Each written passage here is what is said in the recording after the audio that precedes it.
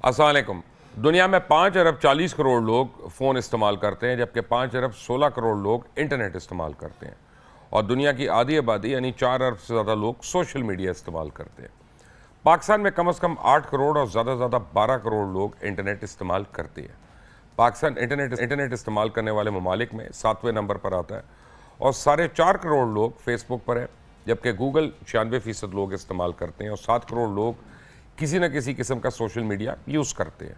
उनमें 70% लोग फ़ोन के ज़रिए उसका इस्तेमाल करते हैं और सोशल मीडिया के इस कदर इस्तेमाल की वजह से जाली खबरों की तशहीर का काम अब बहुत ज़्यादा हो गया और लोग ट्रेडिशनल मीडिया की बजाय सोशल मीडिया पर बहुत इन्हिसार करने लगे हैं, जिसकी वजह से खबर की तस्दीक करना मुश्किल हो गया और आम तौर पर यह खबरें सियासत, मईशत, कल्चर, मिलिट्री और मज़हब के हवाले से होती हैं। पाकिस्तान में सियासत में जाली खबरें इस हद तक पहुँच गई हैं कि कभी कभार सोशल मीडिया से गलत खबर मेन स्ट्रीम मीडिया पर भी पहुंच जाती है। अभी कल की बात है कि चेयरमैन तहरीक इंसाफ, जो बहुत जल्द साबिक चेयरमैन होने वाले हैं, उनकी गिरफ्तारी के बाद एक फुटेज मंजर आम पे आई कि लोग न सिर्फ अटक जेल के सामने इकट्ठे हो गए हैं बल्कि अंदर भी पहुंच गए हैं। जब इस खबर की जांच पड़ताल की गई तो पता चला कि फरवरी के महीने की फुटेज है और मज़े की बात है कि कई एंकर्स ने भी इस फुटेज को ट्वीट कर दिया, जो उन्हें बाद में डिलीट करनी पड़ी। इसी तरह तहरीक इंसाफ का सोशल मीडिया मुसलसल होममेड खबरें बना कर सोशल मीडिया पे डाल रहा है और मज़े की बात यह है कि 1-2 चैनल्स की वेबसाइट्स ने भी शाया कर दिया। इस तरह दुनिया भर में एहतजाज की पुरानी वीडियोस और पाकिस्तान में एहतजाज की पुरानी वीडियोस को ऐसे जोड़कर पेश किया गया जैसे मुल्क में इनकलाब आ गया, जबकि हकीकत उसके बिल्कुल बरक्स थी। आज के प्रोग्राम में मैं बात करूँगा सोशल मीडिया की गलत खबर फैलाने की ताकत पर और इसके पाकिस्तान में असरात पर। आप देख रहे हैं खरा सच। मेरा नाम मुबश्शिर लुकमान है। मेरे साथ जो 2 मेहमान तारुफ के मोहताज नहीं है, एक रमज़ान चौधरी हैं, माहिर कानूनदान है, ये हमें बता सकते हैं लीगल एस्पेक्ट से कि क्या क्या मसाइल हो सकते हैं उन लोगों के लिए जो गलत खबरें फैलाते हैं। रिजवान रज़ी साहब हमारे दोस्त हैं, हमारे कुलीग हैं, हमारे एंकर हैं, हमारे तज्ज़ियाकार हैं और आप भी मुझे बाद में, अभी तो नहीं, मैं थोड़ी देर के बाद एक ब्रेक के बाद खोलूँगा तो आप उसमें मुझे फ़ोन कर सकते हैं और फ़ोन नंबर होगा 042358325590 कोई राय देने के लिए। आप सबका बहुत बहुत शुक्रिया। रिजवान रज़ी साहब, ये क्या बकबक हो रही है सोशल मीडिया पे? सर आप अंदाज़ा करें कि लंदन से एक यूट्यूबर हैं, वो जेल का दरवाज़ा तुड़वा चुके हैं, सुओ मोटो नोटिस दिलवा चुके हैं, उनकी तरफ से हो गया ये सारा कुछ, ठीक है। और इमरान खान साहब जो है उनको 34 वकला ने अंदर जाके सुप्रिटेंडेंट को चपेड़ें करवा दी हैं और इमरान खान को अपने साथ ले गए हैं। 34 वकला जो हैं उन्होंने जाके तो इमरान खान साहब को पेश कर दिया, पता नहीं नाम नहीं, अजीबो गरीब जो है वो कहानियाँ चेयरमैन पीटीआई जो होने वाले, साबिक होने वाले, उनके बारे में फैलाई जा रहे हैं। बात ये आप टेरियन के बाप की बात कर रहे हैं? हाँ, मैं कासम के अब्बा की बात, टेरियन का अब्बा, ठीक है। नहीं तो फिर तो वो उनका भी नाम लेना पड़ेगा, वो जो इंडिया में हैं और जिनके बारे में रेहाम खान ने किताब में इंशाफ किया है, तो हम किस किस का नाम लेते हैं? नाम लेंगे अब आप, ठीक है ना, इसलिए वहीं तक ही रखते। अब देखिए बात ये है कि कोई उसको पूछने दसने वाला नहीं है कि भाई तुम ये अर्थ बर्थ, लेकिन बात ये नहीं है, असल बात ये है कि उसको 1.5 लाख लोग देख रहे हैं और उस पर बिलीव कर रहे हैं। ये ड्यूटी किसकी है? ये ड्यूटी पीटीए की है, आपकी है, मेरी है, being a social media community member, के हम उसको निशानदेही फरमाएं मुतलका फोरम्स को। हम अपनी जिम्मेदारी अदा नहीं करते या हमारे पास वक्त नहीं है तो झूठ फैलता जाता है, मल्टीप्लाई हो जाता है, मल्टीप्लाई होता जाता है। और यार क्या झूठ फैलने की बात कर रहे हैं रिजवान? कोविड ले लें आप, हाँ चलें आप सियासत को छोड़ दें 1 मिनट के लिए। कोविड में ये जो फेसबुक है ना, इसने पता नहीं कितने डॉक्टर बना दिए थे। हाँ, और हमारे घर में तो मेरा ख्याल है हमने जंगल में जितने भी दरख्त है सबकी जड़ी बूटी खा ली थी और सबको कोविड हुआ बारी बारी। अल्हम्दुलिल्लाह बच्चों को नहीं हुआ, लेकिन मुझे और बेगम को तो हो गया, तो हम नहीं बचे उससे, कोविड से। सारी जड़ी बूटियां खाने के सबको, बावजूद पूरे जंगल की। अच्छा, वहां पे भी मुख्तलिफ स्कूल ऑफ थॉट थे। एक कह रहा था कि कोविड फ्रॉड है, ऐसी कोई चीज होती नहीं है। हाँ। दूसरा जो था वो कह रहा था कि इसका विलायती इलाज नहीं है, आपको हम देसी इलाज बताते हैं। फिर देसी में भी हो जाती थी कि आयुर्वेदिक ये है, ये इस्लामी रूहानी इलाज भी आया उसका। रूहानी इलाज भी रमज़ान चौधरी साहब, जो लोग इस तरह की गलत खबरें देते हैं, अब तिब की ले लें आप, मज़हब की तो बाद में आऊँगा मैं, या सियासत तो बड़ी छोटी सी चीज़ है। फ़र्ज़ करें कोई अपने लीडर के मतलब कोई गलत खबर देता है, मैं उसको कहता हूँ चलो उसने अपने इश्क में गलती कर दी, लेकिन जब आप दवाई के हिसाब से गलत खबर देते हैं और कोई उस पर यकीन करके अगर उसमें मर जाता है तो लॉ क्या कहता है? मुबाशिर साहब, मैं आपकी तरफ आ रहा था तो रास्ते में मैंने अपना फ़ोन ऑन किया तो ख़बर ये चल रही थी उसके ऊपर, और वो एक न्यूज़ चैनल दे रहा था कि कोई एडवोकेट हैं, खातून एडवोकेट, उन्होंने जो इमरान खान साहब को सज़ा हुई है उसकी अपील दायर कर दी है सुप्रीम कोर्ट में। अब मेरी 40 साल की वकालत है, मैं साबिक जज हूँ हाई कोर्ट का, सारी उम्र ट्रायल का और अपील का काम किया। अब मेरे ये सर के ऊपर से गुजर गई बात, भाई एक ट्रायल कोर्ट का फैसला है, सुप्रीम कोर्ट में कैसे होगा? अपील होनी है इस्लामाबाद हाई कोर्ट में। जानते ना, आप जज रहे हैं, आप चीफ जस्टिस थोड़ी रहे हैं। ये अपील चली गई, ये जनाब अपील कहते दायर भी हो गई, नंबर भी लग गया। तो अभी जनाब वो को ब्रेकिंग न्यूज़ आने वाली है, अभी उनकी सज़ा सस्पेंड होने वाली है, बल्कि वो कहते हैं फैसला हवा में उड़ने वाला है। ये इस किस्म की खबरें चले सोशल मीडिया पे तो आ ही रही है। देखें, अब हमारे इलेक्ट्रॉनिक मीडिया पे भी इस तरह की चीज़ें आ जाएं तो ये अफसोस का मकाम है ना जी। और बड़ा चैनल पे भी अफसोस का मकाम है। एक बड़े चैनल के ऊपर मैंने सुनी और मुझे बड़ा अफसोस हुआ कि भाई आप इतना बड़ा चैनल नहीं होगा ना जितना आप समझ रहे हैं। आपके वकला हैं, आप उनसे पूछ लें भाई सुप्रीम कोर्ट में अपील हो सकती है, तो आपने खबर चला दी। तो इस किस्म का आपने जो आपका सवाल बड़ा आज वैलिड है, बड़ा जेन्युइन है और बड़ा टू दी पॉइंट है कि इसको अब कौन रोकेगा। मुबशिर साहब, आप बाहर से कभी आए तो एक मोबाइल फ़ोन आप ले आए ना अपनी बेटी के लिए या बेटे के लिए, अपने लिए, मिसेज़ के लिए, आके उसमें सेम डाल के चलाएं तो वो 60 दिन के बाद बंद हो जाएगा। यानी पीटीए को ये पता है कि लोगों की जेब काटनी है, वो पैसे लेने हैं लाख 1.5 लाख रुपया, वरना फ़ोन बंद करना है। जब इतना उनको शऊर है, इतना उनके पास एक्सपर्टी है कि आपका फ़ोन वो एक मिनट ऊपर नहीं चलने देते जो टाइम उनका है, तो क्या इन चीज़ों को वो फ़िल्टर नहीं कर सकते, इन चीज़ों को पकड़ नहीं सकते? तो कहाँ सोए हुए वो अदारे? फिर हमारे साइबर क्राइम के लॉज हैं, FIA कहाँ सोई हुई है? वो क्यों नहीं इन लोगों के खिलाफ क्रैक डाउन करती, क्यों नहीं इन लोगों को पकड़ती? अगर वो पकड़ना चाहें किसी को तो 1 घंटे में पकड़ सकते हैं, आधे घंटे में पकड़ सकते हैं, 5 मिनट में पकड़ लेते हैं, नहीं तो आंखें बंद है तो बंद है। तो ये मेरा ख्याल सारी जिम्मेदारी इनकी है, PTA की और FIA की जो फेडरल इन्वेस्टिगेशन एजेंसी है, वो इनको चेक करे, इन लोगों को जो इस किस्म की फ़ेक न्यूज़ दे रहे हैं इनके खिलाफ कार्रवाई करे। अब तो बड़ा वाज़ेह ला है, अब तो कवानीन बन गए और उसमें बड़ी सख्त सज़ाएँ हैं।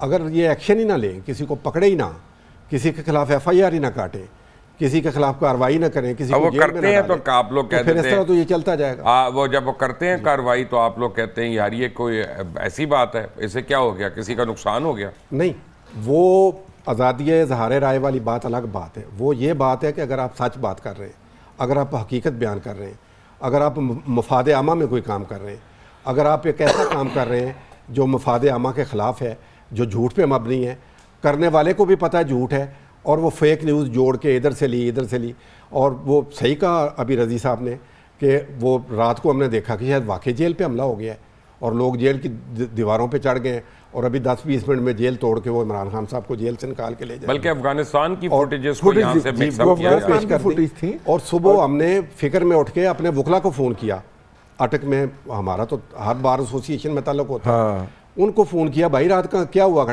यहाँ तो चिड़िया ने पर नहीं मारा, बिल्कुल अमन सुकून है, वहाँ तो जा ही कोई नहीं रहा। 1-2 इनके वकला गए हैं, उन्होंने एंटरटेन किया लीगली, उनको वकालतनामा साइन करवाना तो का झूठी खबरें जब देते हैं, जैसे आपके कुछ एंकर्स हैं रज़ी जी, आप चाहते हैं तो मैं नाम भी ले दूंगा, मैं डरता तो हूँ नहीं किसी से, सारी दुनिया को पता है मैं चैनल अब हर एक से लड़ाई थोड़ी लेनी है। नहीं, मैं ले सकता हूँ, मुझे कोई प्रॉब्लम नहीं। पाकिस्तान के लिए मैं अपने सकों से भी लड़ सकता हूँ। मैं एक बात क्लियर कर दूं, ये मुल्क है तो हम सारे हैं इंशाल्लाह, ये मुल्क है तो हमारी ये याशिया, इस मुल्क के बगैर हम लोग कुछ भी नहीं है। हमें बाहर किसी ने घास डालनी है, लाइन में खड़ा कर देते हैं हमें बाहर, तो वो सही कह, ये इसी मुल्क में हमें इज्जत मिलती है जितनी भी मिलती है। अब बात यह है कि वो एंकर भाईजान स्टॉक मार्केट के एक्सपर्ट हैं, उनके 1-2 स्टॉक मार्केट वाले जो है वो उनके दोस्त हैं जी, ठीक है, उनके साथ वो फेक अपना बता रहे होते हैं कि इसका स्टॉक बढ़ने की उम्मीद है, और वो बढ़ जाता है, उसमें वो लोग बेच देते हैं, अरबों रुपया बनाते हैं और टीका लगा के बाहर निकल जाते हैं। इसको कोई नहीं पूछने वाला। बिल्कुल, और वो स्पेकुलेशन करते हैं, दबा के करते हैं। पहले वो एक और चैनल पे होते थे, वहां पे जी, उन्होंने की होती थी और उन्हीं को बुला लिया करते थे, और उसके बाद वो करके मेरा ख्याल है कि इसकी जिस तरह वो सैफकॉम के क्या है बरतानिया के अंदर वो नहीं क्या है, ऑफकॉम जो है, उसी तरह का अदारा होने की जरूरत है। ये पैमरा है ना, पीटीए ना पैमरा के बस की बात है ना इस पीटीए के बस की बात है यार। अब आप दोनों देखें कि आप समझें कि रात को मैंने क्या किया।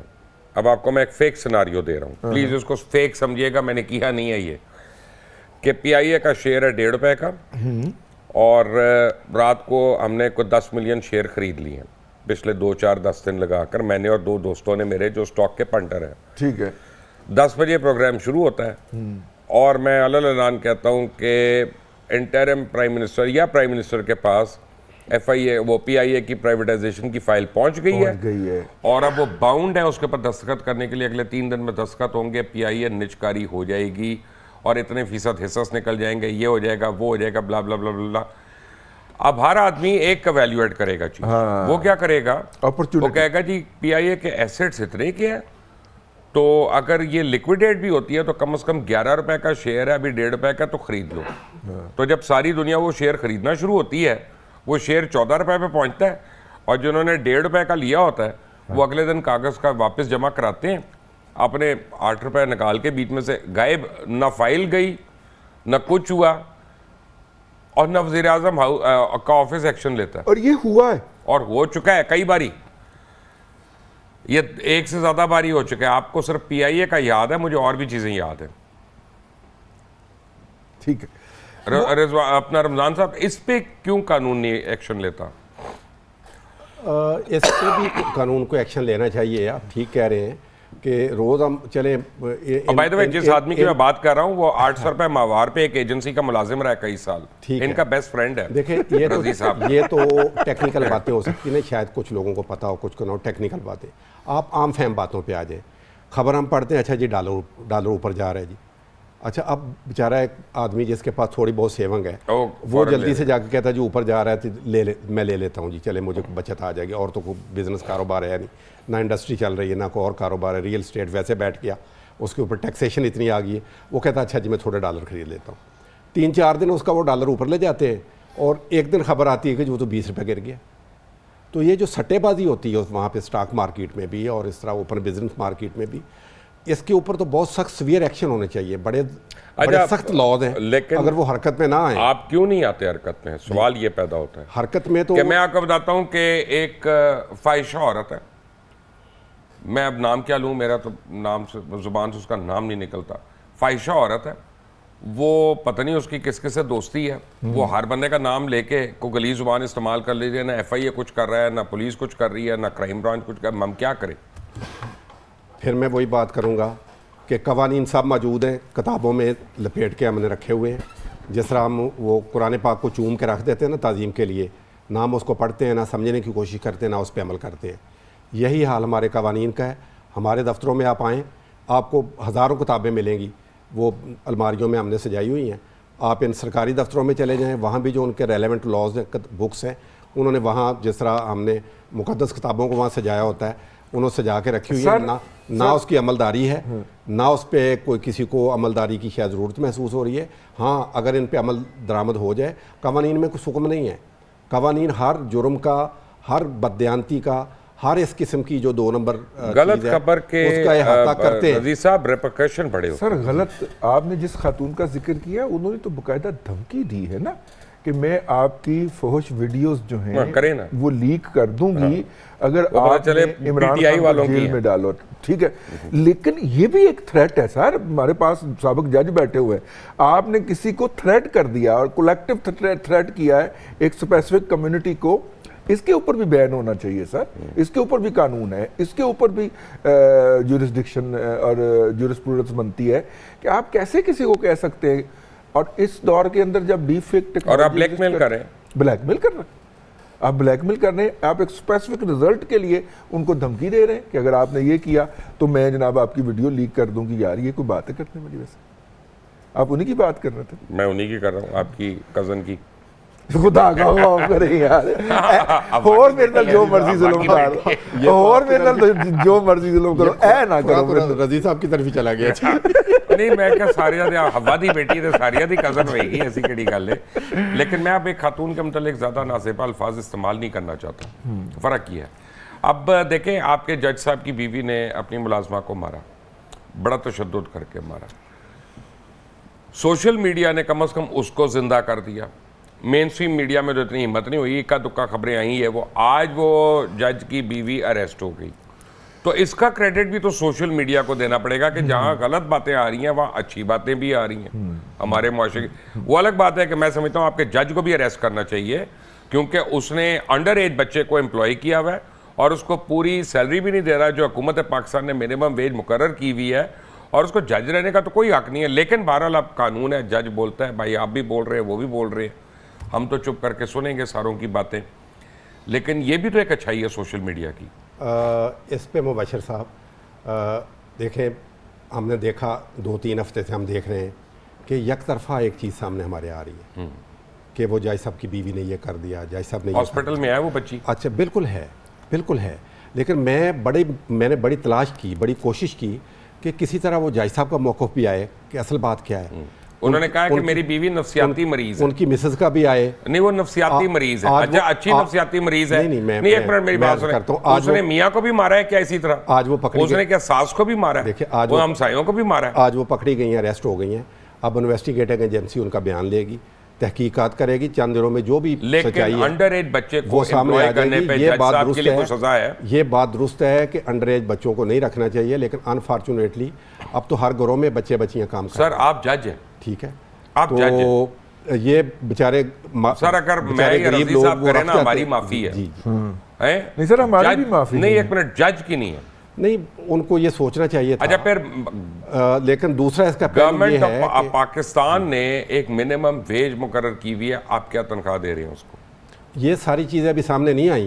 नहीं मैं ला रहा हूँ, उनको सैलरी दे रहे थे, नहीं दे रहे थे, कोई उन पे अगर तो ऐसा ही हुआ है जिस तरह का सोशल मीडिया पे आ रहा है, फिर तो ये बहुत बुरी बात है। लेकिन इसकी जुडिशियल इंक्वायरी करवा लेना। नहीं, जुडिशियल इंक्वायरी की इसमें ज़रूरत नहीं है। जेआईटी बन तो गई है, अब वो पकड़ी गई हैं, सारी बात आ जाएगी। जो जेआईटी बनी है वो अपनी रिपोर्ट ले आएगी सामने। अगर वाकई उनकी बीवी कसूरवार है और वाकई वो जज साहब कसूरवार है तो फिर तो जज साहब, आप डॉक्टर्स क्या कहते हैं, फिर तो वो जज साहब ना, ये वुंड्स एक दिन पहले के नहीं है, ये कम से कम महीने पुराने वुंड्स हैं। ये पुराने हैं। अब ये चीज़ें सामने मारते रहे हैं लगातार। उसको मारा गया, क्यों मारा गया, क्या वजह थी, क्यों का तो कुछ जवाब ही नहीं है। नहीं मुबशर साहब, अभी हमें कुछ पता नहीं है। हम एक साइड अभी ब्लैंक है, हमने एक साइड का मौक़िफ़ देखा है। कल को आपका मतलब है कि उसके माँ बाप मार के उनके घर छोड़ देते? मुझे नहीं पता क्या निकलेगा। अगर ये चीज़ें निकलती हैं तो फिर तो बहुत बड़ा जुल्म है, फिर तो वो बहुत बड़ी सजा के यार। आप वैसे को वकीलों में भी अच्छे लोग होते हैं। अब देखें ख्वाजा हारिस साहब की मैं बड़ी इज्जत करता हूँ जी, बहुत बड़े वकील हैं। वो जिसका केस लड़ते हैं उसको उठवा देते, जेल भिजवा देते। यार ख्वाजा हारिस साहब को आप मेरा वकील ना करवा के देना चाहिए साहब अगली बारी। मैं आपको मिन्नत कर रहा हूँ। ख्वाजा हारिस साहब बतौर इंसान बहुत अच्छे इंसान हैं, होंगे बतौर इंसान तो रज़ी भी अच्छा इंसान है, लेकिन मेरा वकील ना बनाना है। बतौर वकील भी बहुत अच्छे वकील हैं, लेकिन फौजदारी के ये नहीं। ख्वाजा हारिस साहब ने मेरी समझ के मुताबिक फौजदारी का ट्रायल नहीं कभी किया। तो फिर दो वजीर आजम को मरवा दिया उसने। उनके वालिद साहब ट्रायल के बहुत बड़े वकील थे। हाँ, वो ख्वाजा सुल्तान, मेरे वालिद साहब बहुत बड़े फौजी थे, लेकिन अब मैं क्या बॉर्डर पे चला जाऊँ। ख्वाजा हारिस साहब वैसे बड़े वकीलों में उनका शुमार है। वो अपने जिस शोबे से उनका तल्लक है, जिस शोबे की वकालत वो करते हैं, उसमें बड़ा नाम है उनका। लेकिन ये फौजदारी ट्रायल पकड़ते हैं, फौजदारी के नवाज शरीफ को भी अंदर करवा दिया उन्होंने। ये हमने उनको देखा नहीं है फौजदारी का ट्रायल करते हुए। तो नवाज शरीफ को भी मैं ये बताऊं कि जब उनके वालिद साहब फौजदारी का ट्रायल करते थे, जस्टिस ख्वाजा शरीफ साहब जो चीफ जस्टिस बने लाहौर हाई कोर्ट के, वो भी उनके वालिद साहब के शिगिर्द थे। लेकिन ख्वाजा हारिस साहब ने अपने वालिद साहब के साथ कभी ट्रायल का काम नहीं किया। तो अब नवाज शरीफ साहब को भी वो पसंद आ गया, उन्होंने भी ट्रायल उनसे करवाया। अच्छा जी, एक मैंने बड़ी सीरियस बात करनी है इससे पहले कि आप लोग कॉल्स करें, तो मैं चाहता हूं कि एक बात आप लोगों को भी समझ आए, ज़रा आपको मेरी एक दर्द भी समझ आए। इसको ये ना कहिएगा कि लालच पे कह रहा हूँ, मैं इसको जेन्युइन किसी वजह से कह रहा हूँ कि आप लोग कपड़े लेते हैं, आप उसके पैसे देते हैं, आप लोग जूते लेते हैं, उसके पैसे देते हैं, आप पेट्रोल लेते हैं, उसके पैसे लेते हैं, खाना पीना लेते हैं, उसके पैसे देते हैं, लेकिन आप चाहते हैं खबर आपको मुफ्त मिले, और फिर आप चाहते हैं कि वो तहकीक शुदा भी हो, तो एक तो आदमी कोई आपको खबर दे, उसके बाद उसको तहकीक भी करे और उसके ऊपर सारा अपना खर्चा करे और आपको मुफ्त खबर दे दे, तो इवेंचुअली वो खबर कहीं ना कहीं ख़राब होना शुरू हो जाएगी, कहीं ना कहीं गलेगी सड़ेगी। और इसीलिए ये चीज़ें जब न्यूयॉर्क टाइम्स में या वॉशिंगटन पोस्ट में या गार्डियन में या CNN पे या इन जगहों पे आती हैं, तो लोग उनको आंखें बंद के इसलिए उन पे यकीन कर लेते हैं कि उनको पता है कि इन्होंने बाकायदा इसकी तहकीक की हुई है। ना सिर्फ वहाँ पे ज़िम्मेदारी है बल्कि कानून की अमलदारी है, कानून बड़ी सख्ती से नाफिज है वहाँ पे। और सबसे बढ़कर ये कि लोग अपना हर आर्टिकल पढ़ने का भी एक्चुअली पे कर रहे हैं वहाँ पे, वॉशिंगटन पोस्ट को या न्यूयॉर्क टाइम्स को या और बड़े अखबारों को, और यानी चैनल्स को देखने के लिए उनको सब्सक्राइब कर रहे हैं। यहाँ पे चैनल्स को केबल ऑपरेटर्स को पैसे देने पड़ते हैं कि ना प्लीज़ हमारा चैनल चला दो, यानी जो पैसे लेते हैं आप लोगों से एक्चुअली वो केबल ऑपरेटर हैं, चैनल वालों को नहीं आते हैं। तो इस पे भी ज़रा गौर करिएगा कि आप लोग हमसे एक्सपेक्ट क्या करते हैं और हमारे से डिमांड क्या करते हैं। क्यों रज़ी साहब? देखिए, ये जो है अपना, दोबारा आप कहिएगा सवाल। मेरा मतलब है कि आप एक्सपेक्ट करते हैं खबर फ्री की हो लेकिन ऑथेंटिक। हाँ, ये नहीं होता दुनिया के अंदर। जब आपको ऑथेंटिक और सर्चशुदा खबर चाहिए तो यू हैव टू पे फॉर इट। और दुनिया के बहुत सारे लोग जो हैं वो चले गए हैं, उससे फ़ायदा हुआ है अदारे को भी और यूज़र को भी, कंज्यूमर को भी, कि खबर जो है वो मोर ऑथेंटिक होकर मिलती है। नंबर एक। नंबर दो, हमारे यहाँ लोगों के अंदर भी सेंस पैदा करने की ज़रूरत है। मैं पढ़ रहा था कि इंडिया के अंदर तीसरी क्लास के बच्चों को कंप्यूटर कोडिंग भी साथ में सिखानी शुरू कर दी जाती है। अब हमें अगली एक नस्ल को ना साथ में सहाफ़त भी पढ़ानी पड़ेगी कि बेटा खबर को लेना कैसे, how to behave as a news consumer. हम लोग नहीं कर सकते। मैं कुछ चीज़ें मैं आपको वजह बता देता हूँ। अभी मुहर्रम गुजरा है, हाँ। खुदा ना खास्ता अगर इस पर कुछ हो जाता, मैं न्यूट्रल होके रिपोर्ट जो भी मैं करूँगा, आपको पता है वो गलत रिपोर्ट होगी। हाँ। आपको ही पता है। आप वॉर ऑन टेरर के ऊपर आपके वज़ीरिस्तान में ये हो गया या फलां जगह ये हो गया, आप उसको खबर के तौर पे नहीं दे सकते। Please try and understand. Pakistan में रिपोर्टिंग सबसे मुश्किल कामों में से है, क्योंकि हर आदमी यहाँ पे एक जिन्न है।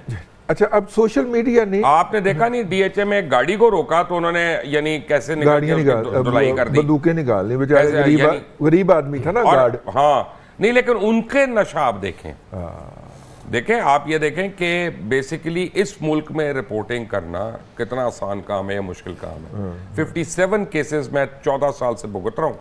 चौधरी साहब खुद मेरे कई केसों में वकील हैं, एक दफ़ा बेल करा के लाए हैं। ठीक है ना। दूसरी बार गुस्से थे कि मुझे क्यों नहीं लेके गए इस बेल के लिए, नहीं बैठे सामने। अच्छा, कैसे मिल जाएगी आपको रिपोर्ट, कैसे मैं दे दूंगा? मुझे पता है शिया सुन्नी फसाद के पीछे कौन है, मैं कर सकता हूँ ये रिपोर्ट, आप कर सकते हैं ये रिपोर्ट। ये हमारी मजबूरी है।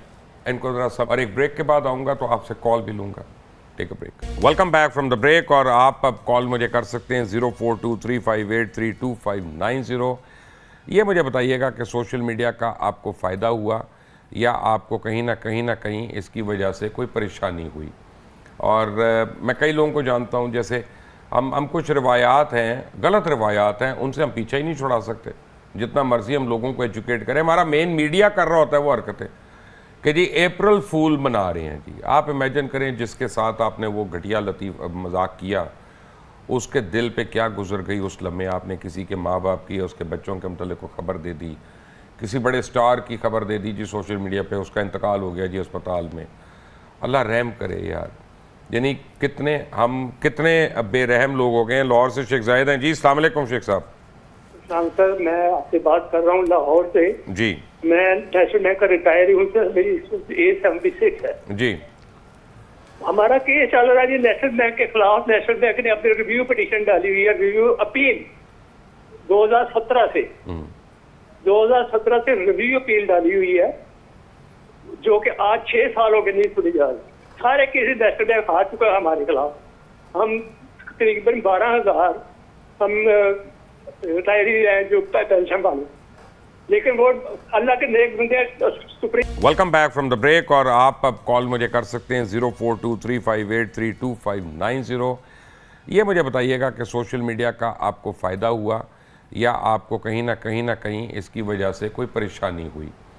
और मैं कई लोगों को जानता हूँ, जैसे हम कुछ रवायात हैं, गलत रवायात हैं, उनसे हम पीछे ही नहीं छुड़ा सकते, जितना मर्जी हम लोगों को एजुकेट करें। हमारा मेन मीडिया कर रहा होता है वो हरकतें कि जी अप्रैल फूल मना रहे हैं जी। आप इमेजिन करें जिसके साथ आपने वो घटिया लतीफ़ मजाक किया, उसके दिल पे क्या गुजर गई उस लम्हे। आपने किसी के माँ बाप की या उसके बच्चों के मतलब को ख़बर दे दी, किसी बड़े स्टार की खबर दे दी जी सोशल मीडिया पे, उसका इंतकाल हो गया जी अस्पताल में। अल्लाह रहम करे यार। Welcome back from the break. और आप अब कॉल मुझे कर सकते हैं 0423583250।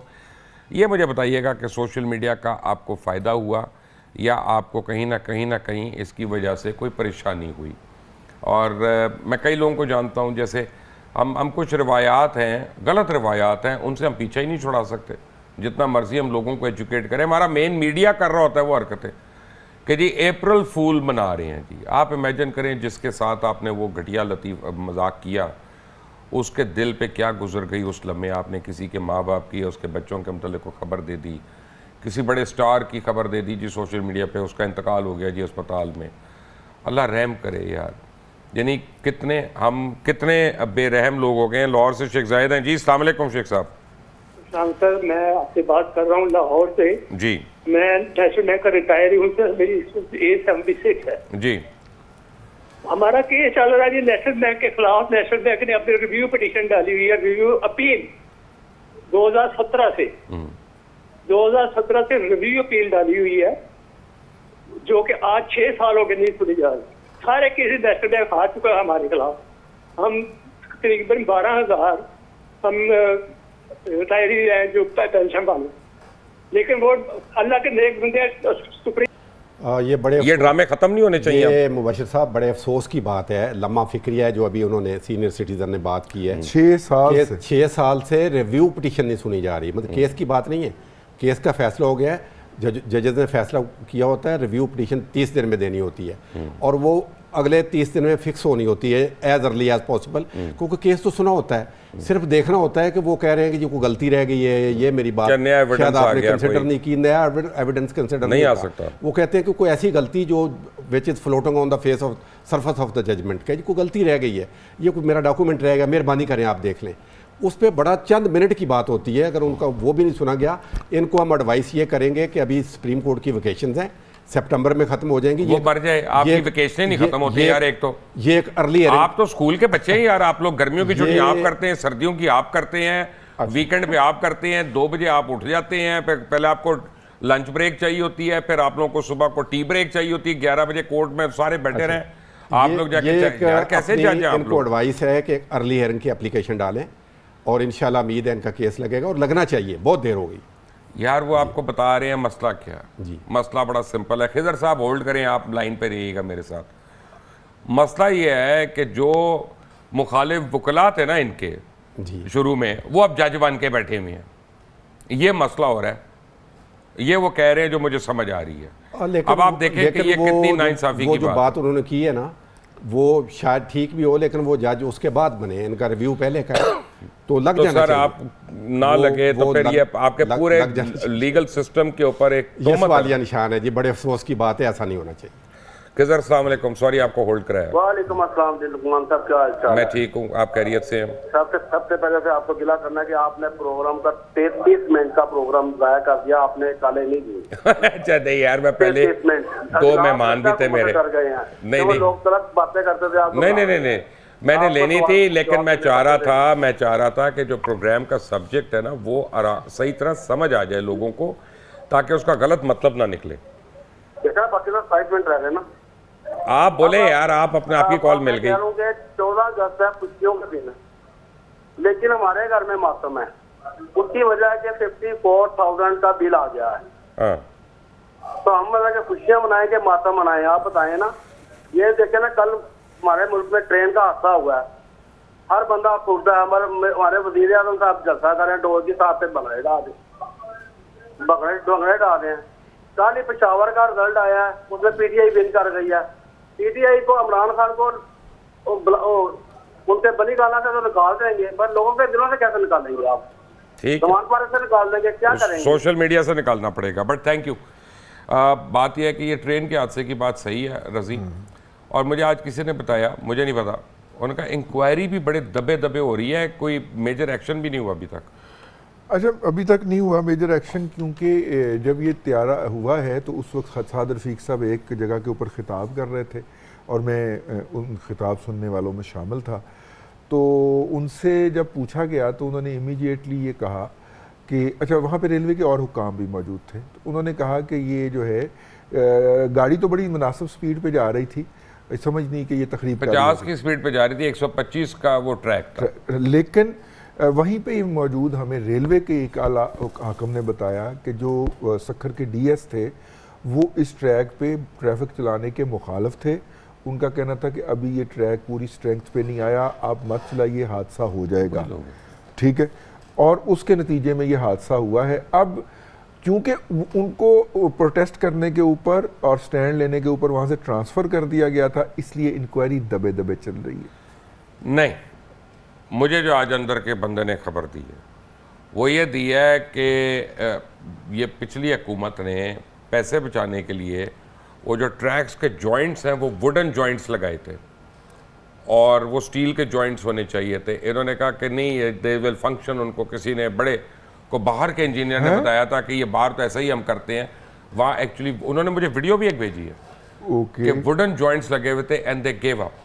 और वो जंक्शन था ना जहाँ पे ट्रेन वो रेल चेंज हो रही होती है, वो पटरी चेंज हो रही होती है, इसलिए डी रेल हुआ सारा। 9 बोगियाँ डी रेल हो गई। इस पे क्रिमिनल इंक्वायरी नहीं होगी? बिल्कुल होनी चाहिए। ये वीडियो मैंने भी देखी है बिल्कुल, कि वो उन्होंने बाकायदा लकड़ी का वो टुकड़ा टूटा हुआ दिखाया है। ये कितने अफसोस की बात है वैसे कि जहाँ पे वो स्टील के बड़े वो क्लम्प्स लगा के बड़े उनको वो तरीके से वो करते हैं, वहाँ लकड़ी लगा दी। ये तो मेरा ख्याल है इससे बड़ी क्रिमिनल। अच्छा, दूसरी ऑब्जेक्शन जो उनकी, आबिद साहब प्लीज होल्ड करिएगा। सकती आबिद साहब लाइन पे बड़ी देर से, आबिद भाई प्लीज होल्ड करना जरा। जो उन्होंने बात की कि इतने लोग जहाँ भाग हो गए और वज़ीर आज़म जलसे कर रहे हैं, उस जगह पे नहीं गए, ये भी तो जायज़ बात की उन्होंने। जायज़ की है। जलसा बिल्कुल पोस्टपोन भी हो सकता था, कोई ज़रूरी भी नहीं था इतना, एक इफ्तिताई करना था। 25 लोगों के यानी हादसाती तौर पे चले जाने के बाद तो पूरी कौम में सोच ज़्यादा कहते हैं 50 तक वो कह रहे। हाँ जी, मैं तो एहतियात में कम बता रहा हूँ, मैं इस न्यूज़ को नहीं फॉलो कर रहा था। तो आप बहरहाल, आबिद अस्सलाम वालेकुम। वालेकुम सलाम जी, क्या हाल है मुबशिर भाई? क्या कर रहे हैं? मैं ठीक हूँ, सॉरी आपको होल्ड कराया बड़ी देर। जी जी जी, अल्हम्दुलिल्लाह। अच्छा, क्या कहना चाहते? जब से पाकिस्तान बना जी, जब पाकिस्तान खत्म हमारा, जब से अब तक हमारे चुनाव अदलिया ठीक है, हमारी पुलिस ठीक है, न कुछ भी, और इतने गिरायत हो रहे हैं, साथ कुछ हो रहा है। ये लोग हमारे चाकूवान जमाने इन्होंने मुल्क में मुझे क्या किया, मुल्क इतनी महंगाई हो रही है इस मुल्क में, कसम से हर बंदा रोड है, ठीक है ना। इमरान खान के बेचारे को उन्होंने तो साथ सुना दिया, लेकिन जब हम मुस्तकिल मार्केट है ना, तो ये है कि पाकिस्तान को मतलब एक तो सलामी की मुझे पाकिस्तान हमारा बदमाशी की मुझे पाकिस्तान ना। ठीक है, ठीक है, सॉरी, मैं समझ गया। बेसिकली एक बड़े अजीब सी बात है। वैसे आबिद साहब आप भी आज सोचिएगा मेरी एक बात घर पे, ये दुनिया का वाहिद मुल्क है कि जहाँ पीछे से गाड़ी के टक्कर मारता है ना कोई, तो अगले वाले से लड़ना शुरू हो जाता है कि तेरी गलती है, तू रोकी क्यों? ठीक है ना। यहाँ पे हर एक दूसरों को बुरा कह रहा है, ज़रूर कह, वो भी बुरे होंगे और हैं, कई उनमें से हैं, ऐसी बात नहीं है। लेकिन ये कहना कि मेरे चोर को छोड़ दो क्योंकि वो छोटा चोर है उनसे, वो बड़े चोर है, भाई ये कोई आर्ग्यूमेंट नहीं है, ये कोई बात नहीं है। ये कोई अकल की बात करें, कोई मेरे साथ ये कहें कि इसको पकड़ा है ना अब, तो बाकी के जितने चोर हैं ना, अब वो ना छुटने पाए, फिर हमें ठंड पड़ेगी। फिर मैं आपके साथ हूँ उस डिमांड पे। क्यों रजी साहब? जी बिल्कुल, बिल्कुल। ये नहीं हो सकता कि अपना तुम्हारा कुत्ता कुत्ता और मेरा कुत्ता टॉमी। हेलो टॉमी, ये वो टॉमी है।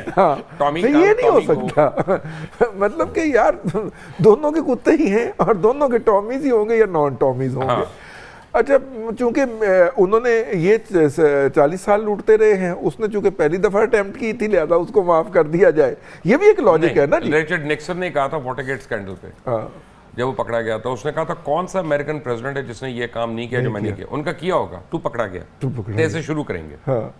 तो so that was the argument he give. Lahore से मुस्तनसर भाई हैं जी। भाईजान अस्सलाम वालेकुम। अस्सलाम वालेकुम सर। वालेकुम सलाम। वही सर, मैं मुस्तनसर बोल रहा हूँ लाहौर से। जी भाईजान। ये आपने पिछले अभी जवाब में कहा कि एक्सीडेंट के बारे में आपने कहा कि ये जी फिश प्लेट जो लगी हुई थी ना, लकड़ी की प्लेटें लगी हुई थी जॉइंट। मुझे आज किसी ने बताया है, मैंने ये भी कहा है। जी जी जी जी, वो उसकी वो वीडियो भी वायरल हुई भी है जी।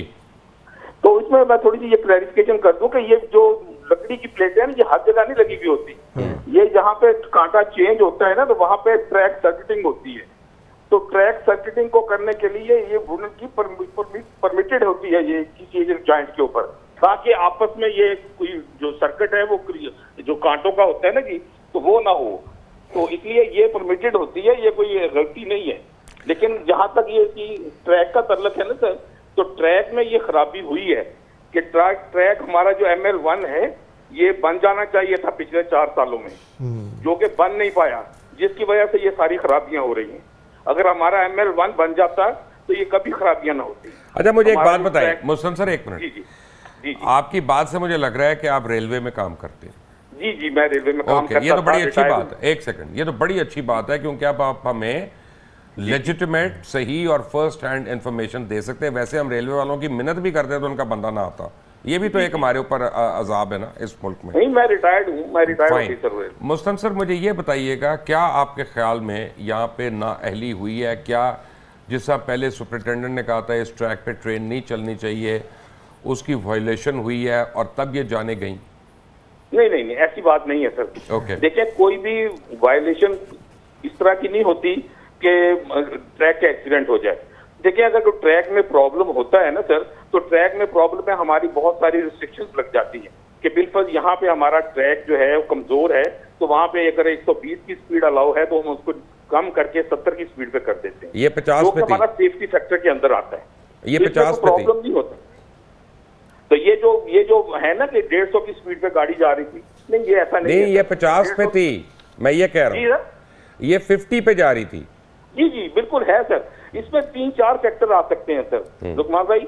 मसला सिर्फ इसमें यह है कि इसमें मैकेनिकल फॉल्ट भी आ सकता है, इसमें कोई सैबोटाज का भी आ सकता है, कोई कांटा हुआ खुला हुआ हो तो वो भी आ सकता है, इसमें कोई जॉइंट खुल जाता है या उसमें लूज हो जाता है। मुस्तन सर, मुझे ये बताइएगा सर कि इसमें टेररिज्म या सैबोटाज जो आपने कहा, इसके कितने % चांसेस हो सकते हैं? सर एक्चुअली ये सारा एरिया जो है ना, सिंध का एरिया, इसमें हमारी आप देखें जो पास में भी ये जगह ऐसी है ना सर, जहाँ पे ये वारदातें होती रहती हैं, तो इसमें ये भी इशू आ सकता है सर। लेकिन ये कबल वक्त है बिल्कुल कि ऐसे ये सैबोटाज पे हम डाल दें, इसमें कोताही भी हो सकती है बहुत ज्यादा इसमें। लेकिन सबसे बड़ा मैं कहूंगा कि इसमें जो जुर्म है वो सबसे ये है कि हमने 4 साल पहले जो हमारा ML1 जो अप्रूव हुआ था वो आज तक नहीं शुरू हो सका। तो वो जिनके अभी दिलों में मोहब्बतें जागी हुई थी, थोड़ी देर पहले फोन कर रहे थे आबिद साहब भी और दूसरे भी, तो वो दोनों सुन लें आप लोग कि ML1 4 साल जो रुका रहा। जी जी। और उसकी वजह से उसकी कॉस्ट बढ़ के $12 अरब हो गई। कॉस्ट ये देखें, ये पहले शुरू में ये तो यार इंसानी जान से बड़ी कॉस्ट क्या है? $8 बिलियन का था। फिर इन्होंने हमारे ये सबसे बड़ा गंद जो किया हमारी इमरान खान की गवर्नमेंट ने किया, और शेख रशीद साहब जो हमारे मिनिस्टर आए थे उन्होंने सबसे ज्यादा बेड़ा गर्क किया कि आके अपने नंबर बनाने शुरू कर दिया कि चाइनीज है, ये चोर है, ये फलाना। आप शेख रशीद साहब की बात कर रहे हैं?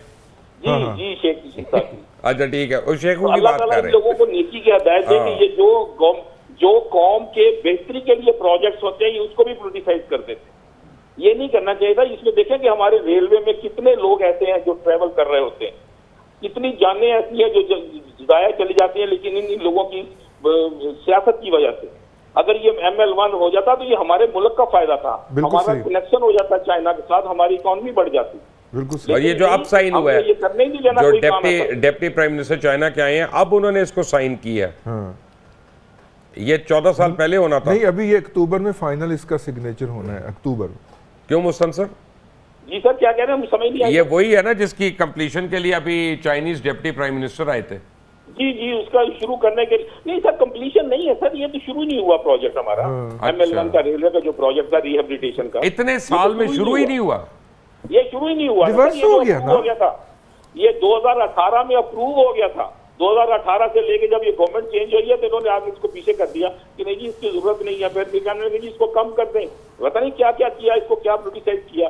हालांकि ये सख्त जरूरत थी, हमारा ट्रैक हमारा 100 साल पुराना ट्रैक है जो इसको रिप्लेस होना चाहिए था, जो हो रहा था लेकिन नहीं होने दिया, अब तक उसी चल रहा है, उसमें कमियां कोताहियां हैं हमारे ट्रैक में।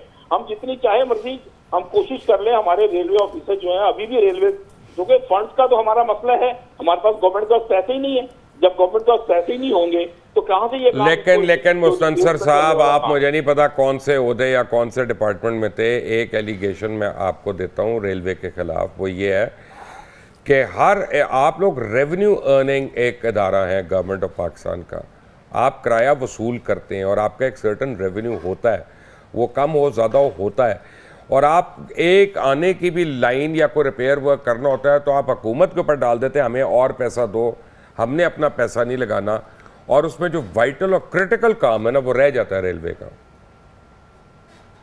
लुकमान भाई, मैं इस तरह मैं गुजारिश करूं आपसे कि जो रेलवे की पैसेंजर अर्निंग है ना, पैसेंजर अर्निंग रेलवे की पीनट है, अगर आप उसकी अर्निंग को आप देखें तो वो तो अखराजात जो है एक मेरी जान, आपको मैं एक असूल की बात बता रहा हूँ, मैं आपसे एक तो मुझे पता भी नहीं आप कौन से डिपार्टमेंट के, मैं पूछ भी नहीं रहा, ये तो बेसिकली कोई फाइनेंस वाला इसका सही जवाब दे सकता है ना कि ऐसा क्यों होता है।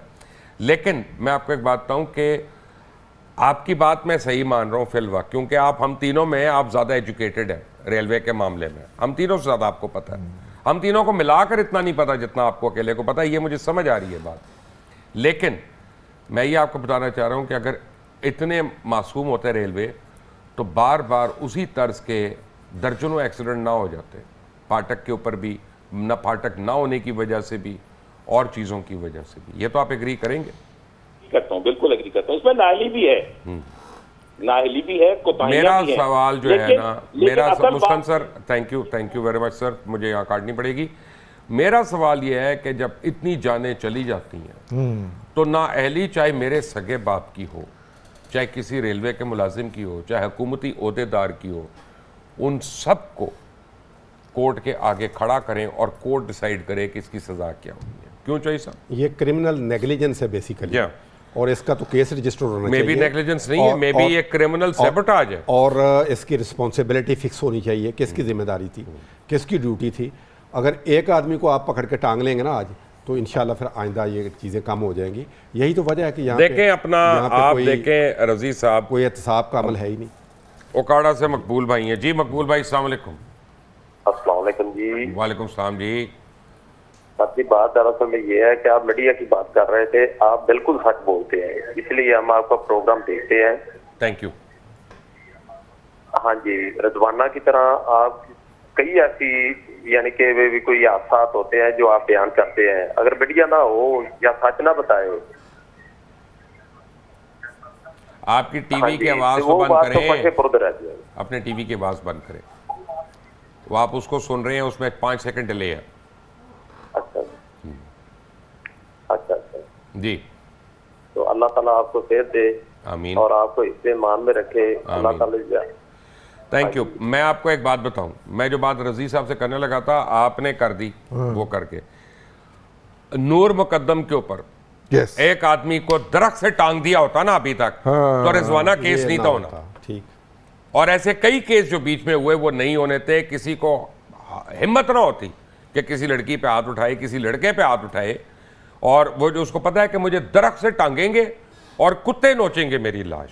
और अपील उसका भी वही हाल है, वो जो बुजुर्ग ने फरमाया ना कि 6 साल से उनका रिव्यू लेके बैठा हुआ है सुप्रीम कोर्ट, उसकी भी अपील पेंडिंग है अभी तक कोर्ट। देख लें आप, और वो भी ख्वाजा हारिस ही हैं वकील। अच्छा, मजे की बात, वो उनके वालिदैन के वकील जो हैं वो ख्वाजा हारिस साहब हैं। चले वो अच्छा, उनको गरीब करेंगे वैसे। ये ख्वाजा हारिस वो आदमी है, ख्वाजा हारिस वो आदमी है, मेरे तरह केस कर देना ए रजी साहब दा, मेरे को नंबर ले लेना, एड्रेस ले लेना। ख्वाजा हारिस साहब वो आदमी है जिन्होंने नवाज शरीफ जिसका बाप मियां मोहम्मद शरीफ जो है वो 1962 में अरबपति था, उस नवाज शरीफ के मुंह से निकलवा दिया था कि मैं तो फीसें दे दे के फावा हो गया हूँ। ख्वाजा हारिस साहब यार साडी दाद दियो, 14 साल तू लड़ रहे हैं जी। लाहौर, अस्सलाम वालेकुम भाईजान, टीवी की आवाज आहिस्ता करें। Okay sir, okay okay sir. Mubashar साहब, तो आपको मैं बहुत बहुत क्या नमस्कार मुबारक करता हूँ। आपने लाइव की है, इसकी वजह से मैं आपको बहुत ज़्यादा एप्रिशिएट करता हूँ। Thank you sir, thank you. आपकी आवाज़ टूट रही है, ज़रा आहिस्ता बोले।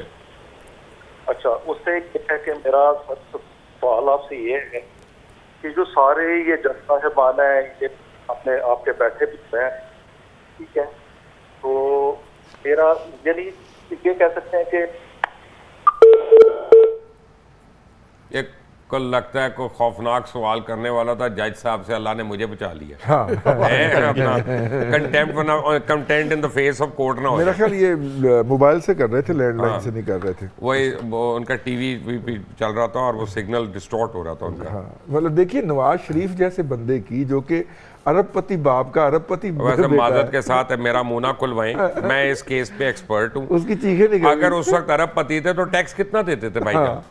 तो यार टैक्स चोर थे। ठीक है, ठीक है, ये ना कहें कि मासूम है सारे। नहीं, मैं ये नहीं, मासूम की तो बात ही नहीं कर रहा। इस मुल्क को मैं तो सारे वकील साहब मासूमों की बात कर रहा हूँ। ने, इस मुल्क को सारे मासूमों ने फवा कर दिया पकड़ के। सही कह रहे हैं। वो उस गरीब का 50,000 रुपए का बिल, वो कह रहा है मैं सेलिब्रेट करूं 14 अगस्त में, क्या करूं? क्या करूं? तो ये पूछा है ना सवाल, जो सब क्या करें? रजी साहब, ये जो बार बार आप बात कर रहे हैं ना वो फीस वाली वकीलों की, ये हमारा प्रिविलेज्ड कम्युनिकेशन होती है क्लाइंट के साथ। ये हम कहीं भी बताने के पाबंद नहीं है कि हमने अपने बिल्कुल client ठीक से है, बिल्कुल क्या ठीक लिया है और कितनी फीस तय हुई है। मैं उसको चैलेंज भी नहीं हाँ, कर ये privilege क्योंकि है। ये आप privilege हमारा नहीं होती। आप हमारा प्रिविलेज दो। प्रिविलेज नहीं होती, इस पे टैक्स भी देना पड़ जाएगा अगर सही बता देंगे तो तो। जो अच्छे वकील है सब देते हैं। सारे देते, पूरा का देते हैं सर आप लोग, खुदा के लिए। आप लोगों को तो आता है टैक्स चोरी करना, हमें तो आता भी नहीं है। नहीं। हाजी मिस्कीन साहब है जी। आई साहब अस्सलाम वालेकुम। जी अस्सलाम वालेकुम सर। वालेकुम, आई साहब की हाल है? शुक्र अल्लाह पाक ने। सर आपका प्रोग्राम में 10 मिनट तो कॉल मिला रहे हैं, कॉल आप उठा नहीं रहे। I'm sorry. बहुत शुक्रिया I'm आपका, sorry. आपने बात की है। जी। मैं गरीब मिस्कीन के साथ हूँ, मैं तबेदार हूँ। ये पाकिस्तान में जो कुछ बन रहा है ना सर, ये चीनी 180 रुपए किलो हो गई है, आटा 190 रुपए किलो हो गया है, आवाम भूख से मर रही है, और हमारी हुकूमत जो है ना याशा मार रही है। किसी गरीब का साथ है, जब तक मसला नहीं लगी है कुछ मसला हल नहीं होगा पाकिस्तान नहीं का। होगा। I agree. इससे ज्यादा खराबी होगी, इससे ज्यादा मजीद खराबी होने के चांस बने हुए हैं, मगर ये जब तक मसला नहीं लगेगी ये मसले हल नहीं होंगे।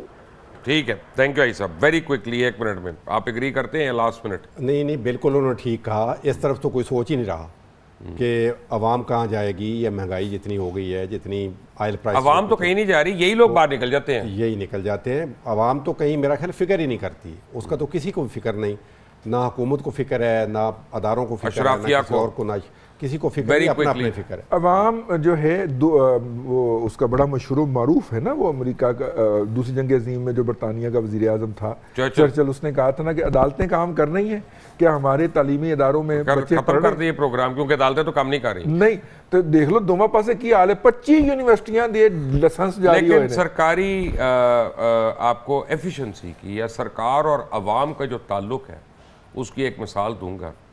और रज़ी साहब आपका भी, चौधरी साहब आपका भी शुक्रिया।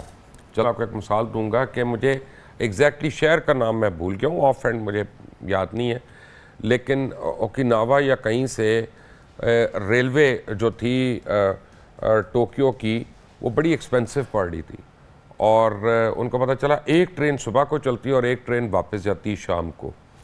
तो अब वो टोटल लॉस था। तो उनका कितने पैसेंजर, उनका फ़िलहाल एक पैसेंजर है।